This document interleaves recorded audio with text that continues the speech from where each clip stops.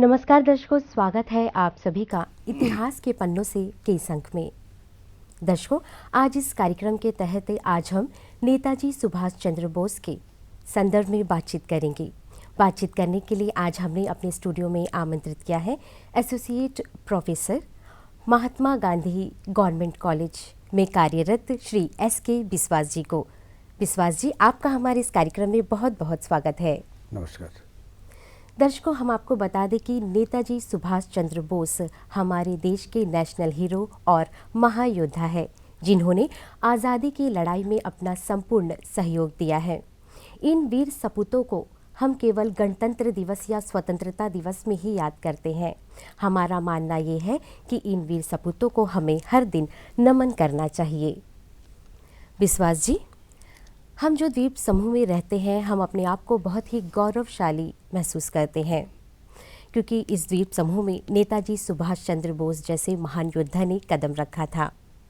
और हमारे जो सुभाष चंद्र बोस जी हैं, उन्होंने 30 दिसंबर को आज़ाद हिंद फौज में यहाँ पर आए थे और उन्होंने यहाँ पर झंडा भी फहराया था। तो हम आपसे जानना चाहेंगे कि इसी यात्रा के संबंध में आप हमें थोड़ी जानकारियाँ दें। नेताजी के 3 दिन विशेष दौरा था।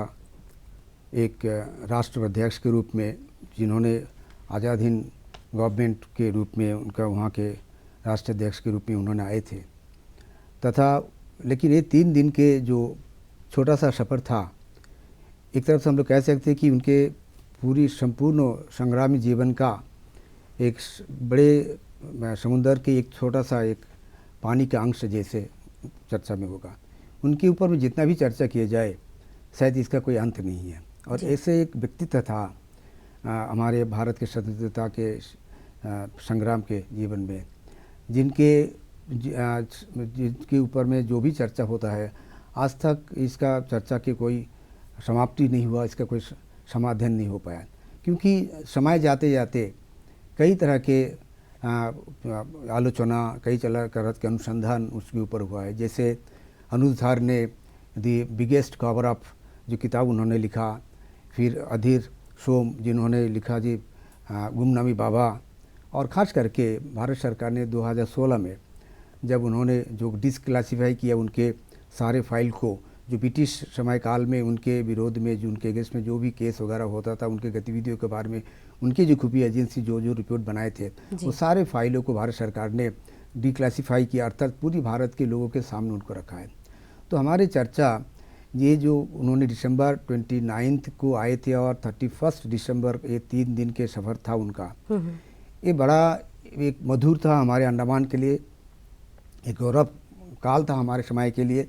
जो भी उस समय लोग थे वो सही मायने में गर्वान्वित थे कि नेताजी जो पहला भारत के स्वतंत्रता सेनानी के एक ऐसे व्यक्तित्व थे जिन्होंने आज़ाद हिंद सरकार के मुखिया के रूप में अंडमान में 30 दिसंबर को तिरंगा फहराया था। लेकिन साथ ही साथ कई सारे लोग इसमें जो ये 3 दिन के सफ़र को लेकर इनके चर्चा में, विरोध में, उनके पक्ष में कई सारे लेखक, कई सारे बुद्धिजीवी, कई सारे हमारे यहाँ के स्थानीय लोग इनके बारे में चर्चा किया है। और जितना भी हम लोग उनके बारे में पढ़ते हैं, आश्चर्य होते हैं। और एक चीज़ हमें, हमारी जो नया पीढ़ी जो है अब के समय के, ये नया पीढ़ी को नेताजी के बारे में सबको जानकारी होना चाहिए, क्योंकि नेताजी के व्यक्तित्व एक ऐसे अनुप्रेरित व्यक्तित्व था, इंस्पिरेशन है। और हमारे अंडमान के खास करके युवा पीढ़ी जो है, उनको नेताजी के ऊपर में उतना जानकारी नहीं है, और जो भी थोड़ी बहुत जानकारी है उनको और भी गहराई से जानकारी होना चाहिए, क्योंकि इनके जो भी कार्यक्रम यहाँ ने उन्होंने 3 दिन के कार्यक्रम था, तो उससे भी ज़्यादा उनके अगर हम लोग पीछे मोड़ के देखें उनके शुरुआती दौर से, जो बाल्यकाल से, तो उन्होंने कई बार बताया कि स्वामी विवेकानंद जी उनके गुरु था, स्पिरिचुअल गुरु था उनको, और उनके पॉलिटिकल गुरु था चित्तरंजन दास, जिन्होंने आपका स्वराज पार्टी बनाए थे। तो ये विवेकानंद जी के व्यक्तित्व को, उनके आध्यात्मिक जीवन को उन्होंने अनुप्रेरित किया था। और उन्होंने बताया था अगर विवेकानंद जी का अगर जीवित रहते थे तो हम उनके शिष्य बन जाते थे। और एक मज़े की बात है कि नेताजी एक समय ऐसे भी उनको मन में आया था कि वो साधु बन जाए। अच्छा। और एक बार घर से भी निकल भी पड़े थे एक बार, लेकिन जब उन्होंने उत्तर भारत में ऐसे घूमती घूमती जब एक साधु के साथ मिला तो साधु ने बताया तुम्हारा काम घर त्याग करना या घर छोड़कर साधु नहीं बनना, तुम्हें आगे चलकर बहुत सारा काम करना है। उसी बात को सुन के नेताजी फिर दोबारा लौट के आए और उन्होंने अपने शिक्षा में इसमें अपने फिर दोबारा निवेश किया है। और आपको पता होगा कि उन्होंने इतने अच्छे मेधावी स्टूडेंट थे कि उन्होंने आईसीएस पास किया था, लेकिन फिर भी उन्होंने आईसीएस पास को ठुकरा कर उन्होंने अपने बड़े भाई जो शरद चंद्र बोस जो है उनको सब कुछ बताते। उनका तो कुल मिलाकर 14 भाई बहन थे। अच्छा। तो उनका नंबर 9 में आता है। तो सबसे बड़े भाई जो आपका शरद चंद्र बोस है उनको हर चीज़ को उनको बताते थे। कि पिताजी जानकीनाथ बोस बहुत गंभीर आदमी थे, माताजी उनसे उनका उतना ये नहीं था, इतने भाई बहन थे, लेकिन सारे बात उन्होंने हर वक्त उसी बड़े भाई को बताते। तो जब उन्होंने आईसीएस एग्ज़ाम पास करने के बाद में उन्होंने मन में सोचा कि नहीं मुझे ये ब्रिटिश गुलामी में काम नहीं करना, तब उन्होंने पहले बार उनको भाई को ही बताया था। अच्छा। कि भाई मुझे नौकरी नहीं करना, गुलामी में नहीं रहना, हमें स्वतंत्रता के इसी युद्ध में हमें भी उतरना है। इसके खुलासा मुझे सुखदायक होता है कि शरद चंद्र बोस के जो बेटी थी चित्रा घोष, उनको मैंने 2013 में हमारे जवाहरलाल नेहरू राजकीय महाविद्यालय में एक सेमिनार में बुलाया था। अच्छा। 2013 में सेमिनार का टॉपिक था Netaji Subhash Chandra Bose and the contemporary Andaman Nicobar island. तो चित्रा घोष को मैंने विशेष रूप से आमंत्रित किया था। तब उन्होंने इस बात को खुलासा किया कि उनके हर बातों को, अपने जीवन के बड़े बड़े सिद्धांतों को उन्होंने शरद चंद्र बोस को ही बताते थे कि मुझे क्या करना है। तब उनको ही बताया था और उस काम को छोड़ के तो ये किया है। और बहुत सारी चीज़ है। अंडमान में जब इन्होंने आया था तो अंडमान के एयरपोर्ट से यानी एयरड्रम से उतरते तक और रॉस आइलैंड में उनको रखा गया था 3 दिन के छोटा सा समय काल के लिए। इस पूरी दौरान के उसके बाद सेलुलर जेल में उन्होंने गया, उसके बाद में जिमखाना ग्राउंड में आपका तिरंगा झंडा फहराया। ब्राउन क्लब जो हम लोग अभी नेताजी क्लब के नाम पर जानते हैं, उनमें उन्होंने उन पे आम जनता के साथ मिलने के लिए उनको बुलाया गया था। साउथ अंडमान में कुछ विलेज को उन्होंने परिदर्शन किया था। ये पूरी समय काल में कई सारे मतभेद, कई सारे लोगों के अपने अपने राय दिया है। उसमें सबसे उत्तम जो मुझे लगा, जो सही लगा, उसमें रामकृष्णा जो हमारे यहाँ के उसी समय में अंडमान इंडिपेंडेंट लीग के वो प्रेसिडेंट थे, उन्होंने अपने एक छोटा सा एक मोनोग्राफी लिखा है जिसमें उन्होंने लिखा है अंडमान अंडर जापानी ऑक्यूपेशन। दुख की बात है वो जो उन्होंने जो लिखा था उनको पब्लिश उन्होंने नहीं किया, लेकिन एंथ्रोपोलॉजिकल सर्वे ऑफ इंडिया ने उनको अपने पास एक रिकॉर्ड के रूप में रखा। मुझे उस कॉपी के एक कॉपी मेरे पास भी है। तो उनमें उन्होंने एकदम विस्तार से जो लिखा है, मैंने उसके बहुत बार अध्ययन किया है और मुझे लगा कि जो रामकृष्णा जी ने जो लिखा है, वर्णन किया है, और उसके बाद में उसके ठीक काउंटर करने के लिए MS ढिल्लो, जो आपको पता हो कि दीवान सिंह के बेटा प्रोफेसर थे, हमारे जवाहरलाल नेहरू कॉलेज में भी उन्होंने पद पर थे, उनके जो किताब ए टाइटन इन अंडमान, उनको पिताजी के जीवन के ऊपर में उन्होंने किताब लिखा था। उनके जो व्यूज़ था, उनको जो नेताजी के ऊपर में जो बताया उन्होंने, डिस्क्रिप्शन दिया है, उससे दोनों में मिल नहीं खाता। अच्छा। और जहाँ तक क्योंकि रामकृष्ण जी ने लिखा है कि नेताजी को एक राष्ट्रीय अध्यक्ष के रूप में उनको एयरपोर्ट में गन सैल्यूट दिया गया, उनको सम्मानित किया गया। और जहाँ तक मुझे पता है हमारे सबसे एजेड आदमी, हमारे बहुत ही करीबी है गौरीशंकर पांडे जी ने मुझे कई बार बताया कि उन्होंने उसी केशर दास हमारे एक टीचर थे, उनके स्वतंत्र समय ने उनके नेतृत्व में नेताजी के सम्मान में एक गाना भी हुआ था उसी एयरपोर्ट के उसी में, और उनको स्वागत किया गया था। रास्ते के चारों तरफ में लोग खड़े थे। हालांकि हो सकता है कि लोगों को पता नहीं था कौन आ रहा है, लेकिन जापानीज लोगों ने बहुत ही चालाकी से इन लोगों को खड़ा किया गया था कि नेताजी को किसी भी हाल में भनक ना लगे, कि संदेह ना हो कि जापानीज लोग सही मायने में अंडमान के लोगों के ऊपर में किस तरह के अत्याचार कर रहा है, किस तरह से उनके ऊपर में अकथ्य जो ये कर रहा है, एक तरह से अन्याय कर रहा है। इसके बारे में नेताजी को जानकारी ना हो। नेताजी जब इस द्वीप समूह में आए थे दौरे पर, तो अलग अलग विद्वानों के अलग अलग मतभेद हैं, तो इस बारे में आप क्या कहना चाहेंगे? इसमें मैंने कई सारे लोगों की बात को मैंने पढ़ा है, जितना भी हो सका मैंने उसको कोशिश किया कि जानकारी करने के लिए। तो मुझे 2-3 जगह पर ये लगा कि रामकृष्ण जी ने जो नेताजी के साथ मिले भी थे, उनके वर्णन से ये लगता है कि नेताजी के ये जानकारी नहीं था कि अंडमान में जापानीज लोग किस तरह से साधारण लोगों के ऊपर में अत्याचार कर रहा है। खास करके ब्रिटिश गुप्तचर के रूप में, संदेह के रूप में बहुत सारे हमारे अंडमान के लोगों के ऊपर में उन अकथ्य अत्याचार किया था इसमें। लेकिन नेताजी को इसके बारे में जानकारी नहीं था।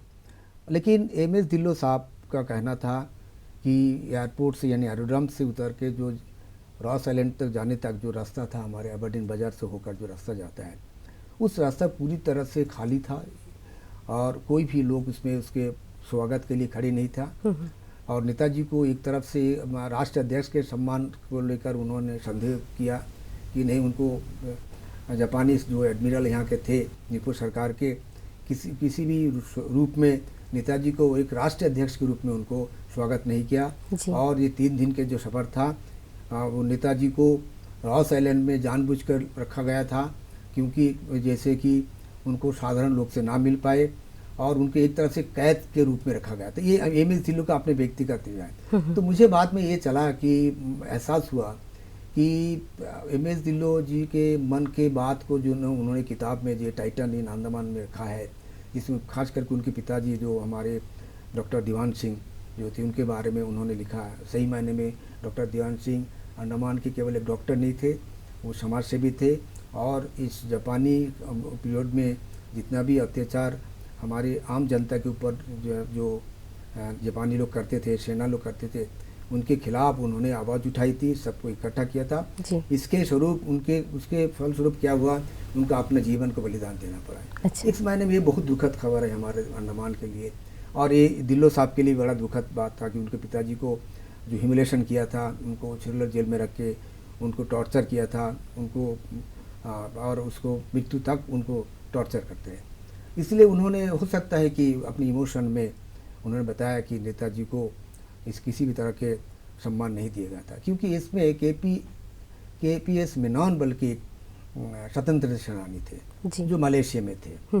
उन्होंने जो किताब लिखा, उस किताब से बहुत सारा जगह से उन्होंने कोट किया है एमएस गिल साहब ने, प्रोफेसर साहब। उसमें उन्होंने बहुत सारा जगह पर लिखा है कि नेताजी मेनन साहब का दृष्टिकोण को उन्होंने इसमें उतारा अपनी किताबों में। और कई जगह में उन्होंने उल्लेख किया कि नेताजी को उचित सम्मान नहीं मिला और किसी भी हाल में जापानीज तो अंडमान को उनको हाथ में दिया था आज़ाद हिंद सरकार को प्रधान बनाकर, लेकिन अंडमान में आने के बाद में उससे किसी भी तरह से उसको उसी सम्मान दिया नहीं। अगर सम्मान देता था तो उनको हमारे जो उनका जापानीज का जो सरकारी जो यहाँ के जो एडमिरल जो थे, वहाँ के गवर्नर जो थे, उनको बांग्लों में रख सकता था एक राष्ट्र अध्यक्ष के सम्मान देने के। क्यों उनको रॉस आइलैंड में रखा गया? जो रॉस आइलैंड जापानीज ने अबंडन कर दिया, पूरी तरह से छोड़ दिया, उस आइलैंड में क्यों रखा गया? इसके पीछे क्या कोई राजनीति थी? इसके पीछे राजनीति नहीं, इसके पीछे कारण था। अच्छा। जिसके मुख्यतः कारण में 2 व्यक्ति के नाम मैं बताऊंगा।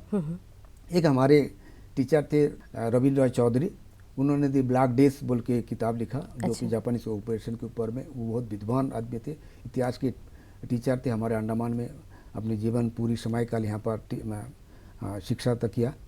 उन्होंने अपनी किताब में जो लिखा, और मैंने जब रामकृष्ण साहब के ये जो अनपब्लिश जो डॉक्यूमेंट्स मैंने पढ़ा, दोनों के बीच में एक बहुत बड़ा मील है। हमारे जो राय चौधरी सर थे, उन्होंने भी लिखा है कि नेताजी एक फोरसाइटेड आदमी नहीं, तो उन्होंने एक बड़ा वाइज लीडर थे। अच्छा। एक दूरदर्शी एक नेता थे।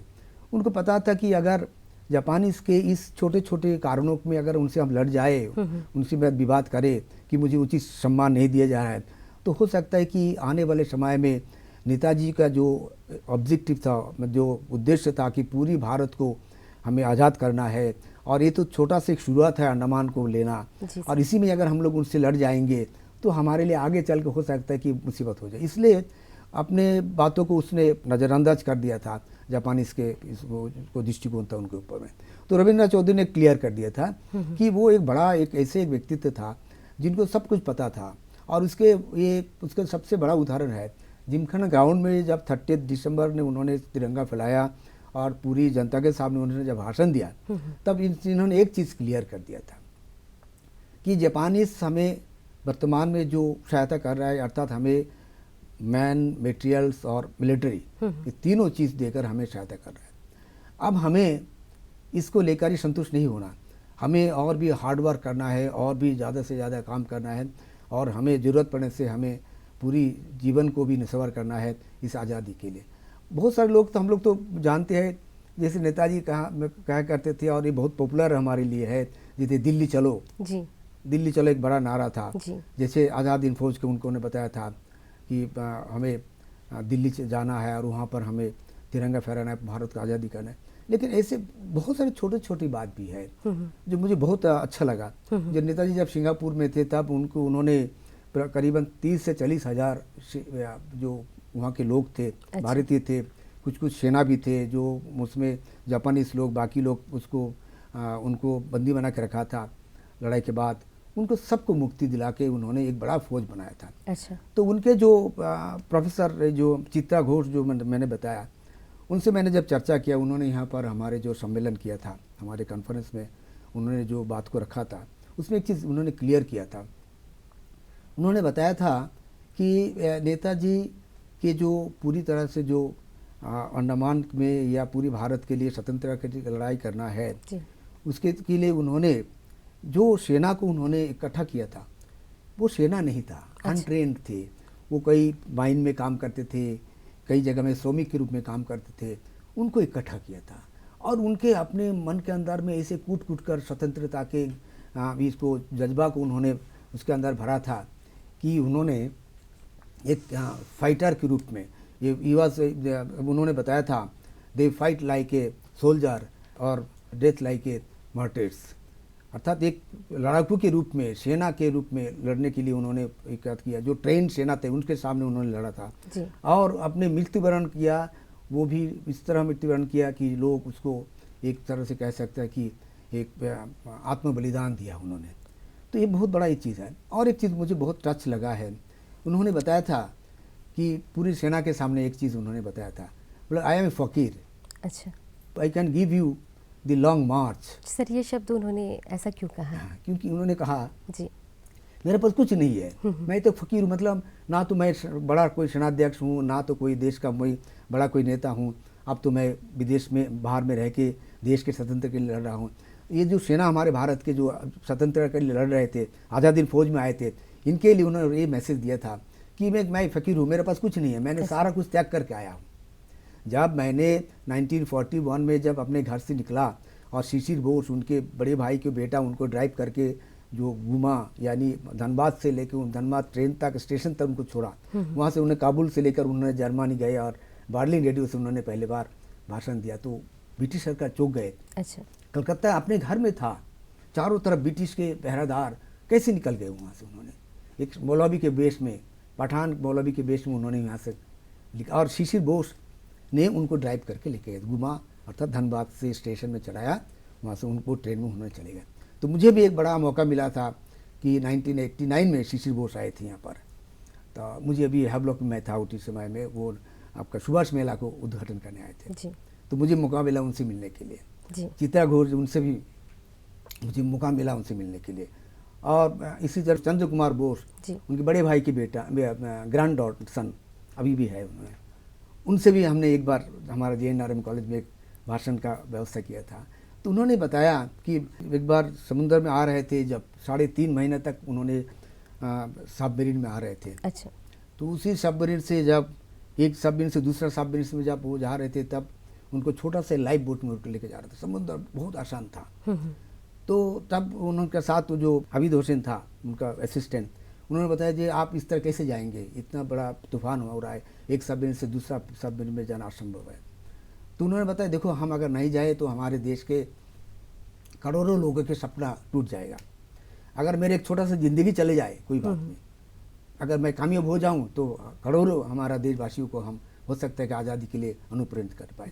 ये छोटा छोटा चीज़ जो है, तो उन्होंने वही बताया कि आई एम फकीर, मैं आपको लंबे रास्ता, तनाव भरी रास्ता को हम दे सकता है और मैं आपको मृत्यु दे सकता हूँ। जी सर। अगर चाहे तो आप मेरे साथ आइए। जी। तो कितना बड़ा बात उन्होंने बताया, जी सर। खुली इस दिल में बताया कि इसके बाद भी अगर जो आने चाहते हैं देश को आज़ाद करने के लिए, अपने बलिदान करने के लिए, वो मेरे साथ आ सकता है। जी सर, नेताजी जब इस द्वीप समूह में आए थे तो उनका रिश्ता जापानियों के साथ कैसा था, और उन्होंने यहाँ पर आके सेलुलर जेल का भी दौरा किया, तो इस बारे में हम थोड़ा जानना चाहिए। ये भी बहुत बड़ा एक इंटरेस्टिंग है कि ये जो उन्होंने बताया कि नेताजी को रॉस आइलैंड में रखा, और बड़ी आश्चर्य की बात है कि जापानीज लोगों को पता चला था कि अगर नेताजी को कानों कान अगर खबर हो जाए कि जापानीज लोग इस तरह से अत्याचार कर रहा है हमारे, तब सेलुलर जेल में 100 से ज़्यादा हमारे अंडमान के लोगों को बंधक बना के रखा था, उनको ऊपर अत्याचार करते थे। उसमें ध्यान सिंह साहब भी थे, डॉक्टर नाग साहब भी उसमें थे, बहुत सारे लोग थे। जिसको भी उनको संदेह होता था उनको वो लोग बंदी बनाकर लेके चले जाते थे। आपको पता हो तो आते साथ ही उन्होंने हमारे डिप्टी कमिश्नर था A.G. बर्ड साहब को, उनको बेहेड कर दिया, उनको गर्दन उड़ा दिया था। फिर हमारा अतुल चट्टोपाध्याय, जो अतुल प्रसाद अतुल समिति जो हमारा, वो भी एक ट्रेजरर थे गवर्नमेंट का, ब्रिटिश सरकार के, उनको भी हत्या कर दिया था। एक तरह से उन्होंने जापानीज लोग यहाँ पर आके इस तरह से एक तरह से लोगों को भयभीत कर दिया था कि कोई भी लोग अगर जापानीज के खिलाफ अगर आवाज़ उठाएंगे या उसके षड्यंत्र में शामिल होंगे या ब्रिटिश सरकार के साथ देंगे तो उनको मार देंगे। सर, किस तरह से टॉर्चर किया जाता था उन्हें? विश्वास नहीं करेंगे, सेलुलर जेल में उनको रख के उनको एक हमें बोलने भी हो रहा है कि उनको जो आदमी को वहाँ पर रखते थे उनको वाइफ को बुलाते थे। अच्छा। बुलाई को बताते, वाइफ को हंटा दे के बोलते आप मारो, अपने कोड़े मारो अपने हस्बैंड के ऊपर में। बेटा के सामने उनको मारा जाता था। हस्बैंड को इस तरह से टॉर्चर किए, आग रख के 2 पैर का नीचे आग रख के जला देते थे, वो आग को उनको झलसाने के इतना तरह अत्याचार कर, उनको नेल को उठाने के लिए कोशिश करते, और इस तरह से होता था कि उनके चमड़े सब निकाल देते थे, इतना अत्याचार करते थे। और करके उनको उनसे निकालना था कि वो लोग उनका यहाँ पर कौन लोग स्पाई कर रहे थे। तो ये स्पाई केस में करीबन 4 बार इस तरह के केस घटना हुआ, और इस चारों बार कम से कम 150-200 हमारे अंडमान के लोगों को, जो निरस्त लोग हैं जिससे इसे कोई दूर दूर तक ताल्लुक नहीं था, इनको। लेकिन मुझे एक चीज़ कहना है, जापानीज लोग जो इनको स्पाई के संदेह पर हमारे अंडमान के जो इनोसेंट लोगों को लेके जाते थे, अत्याचार करते थे, पकड़ते थे, इसके पीछे हमारा भी दोष है। अच्छा। हमारे भी हम अंडमान में बहुत सारे लोग थे, हो सकता है कि अपनी जान को बचाने के लिए वो जापान के एक खुफिया के रूप में उनको काम करते थे, और सारे खबर देते थे कि वो ये ब्रिटिश का स्पाई है, ये ब्रिटिश के स्पाई है। अर्थात वो अपने, हो सकते अपने बचने के लिए दूसरे के ऊपर इल्ज़ाम लगा देते थे, दूसरे को पकड़ा देते थे जापानीज के साथ में। इसी तरह बहुत सारे लोग, यानी हमारे ही लोग अपने ही शत्रु बन के हमारे ही लोगों को पकड़ देते थे जापानीज के सामने। हो सकता है इसके पीछे कारण है कि वो अपने बचाने चाहते थे। और इसमें ऐसे भी हुआ है, कई सारे सामान्य कर्मचारी थे, सामान्य सिपाही थे, उनको इंस्पेक्टर का प्रमोशन मिल गया था। अच्छा। उनको छोटा सा एक फॉरेस्ट के काम करते थे, उनके बड़े पद पर मिल जाता था। तो इस तरह भी घटना हुआ है। बहुत चमकदार चीज़ें सुनने से और पढ़ने से अवाक लगता है कि तब कैसे होता है। एक तरह से लोगों के अंदर में एक भयभीत हो गया था, कैसे बचूं जापानी से अत्याचार से। और इसी कड़ी में जापानीज लोग क्या किया था, 2 बार नेताजी के ऑनर में डिनर दिया था, पार्टी दिया था, लेकिन वही सेना, वही सिपाही, वही पहरेदार को रखते थे जी। कि कोई भी भारतीय को उसके पास आने नहीं देते थे। जब रॉस आइलैंड से उनको लेकर आए, जब उनके साथ मीटिंग में बैठा गया है, जब उन्होंने सेलुलर जेल में अंदर में गए, देखिए सेलुलर जेल में क्या किया था उन्होंने, इस तरह बंदोबस्त किया, लोग खेती में वो हमें बगीचा बना रहा है, कोई साफ सफाई कर रहा है, कोई अपना दूसरा कुछ काम कर रहा है, मतलब सबको एंगेज कर दी इस तरह से भयभीत करा कर। किंतु लेकिन जो जेल एरिया में, जो जगह पर हमारे इस तरह के इनोसेंट लोगों को बंधक बना के रखा थे, उनको अत्याचार करते थे, उनको सारा शरीर में चमड़ा उठा देते थे मार मार के, उस शरीर जेल में उनको लेके नहीं गया, दिखाया नहीं। सर, करने को तो बातें बहुत हैं, लेकिन क्या करें, समय का अभाव है। अब अंत में हमारे आप नव युवकों को क्या कहना चाहेंगे, क्योंकि कहीं ना कहीं वो इतिहास से पिछड़ते चले जा रहे हैं, तो उनके बारे में कम शब्दों में आप कुछ कहिएगा। यही है कि मैं थोड़ा सा 2 शब्द को इसी को बोल के मैं ख़त्म करूँगा कि नेताजी के ऊपर में हमारे जो युवा पीढ़ी है उनको जानकारी करना चाहिए, पढ़ना चाहिए। और हमारे जो छोटा सा मुलाकात हुआ है, चर्चा हुआ है, ये शायद इसमें भी कई सारे बात मैंने बताया, कई सारे लोगों को पसंद ना हो, इसलिए मैं क्षमा चाहता हूँ।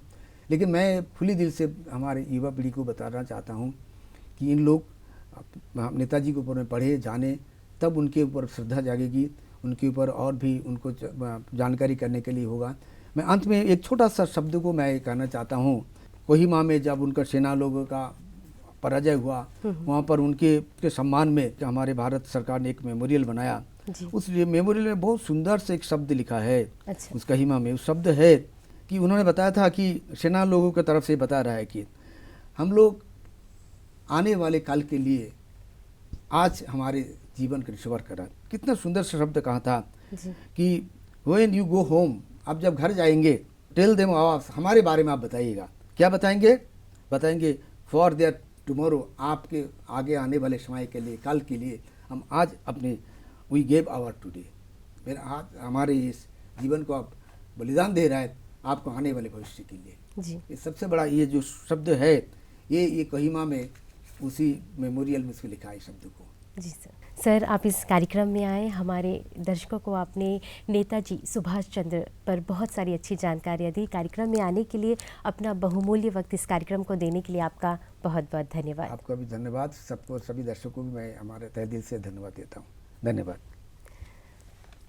तुम मुझे खून दो, मैं तुम्हें आज़ादी दूंगा, ये शब्द कह गए थे नेताजी सुभाष चंद्र बोस।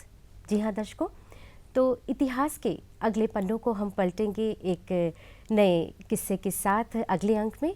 तो तब तक के लिए हमें अनुमति दीजिए। नमस्कार।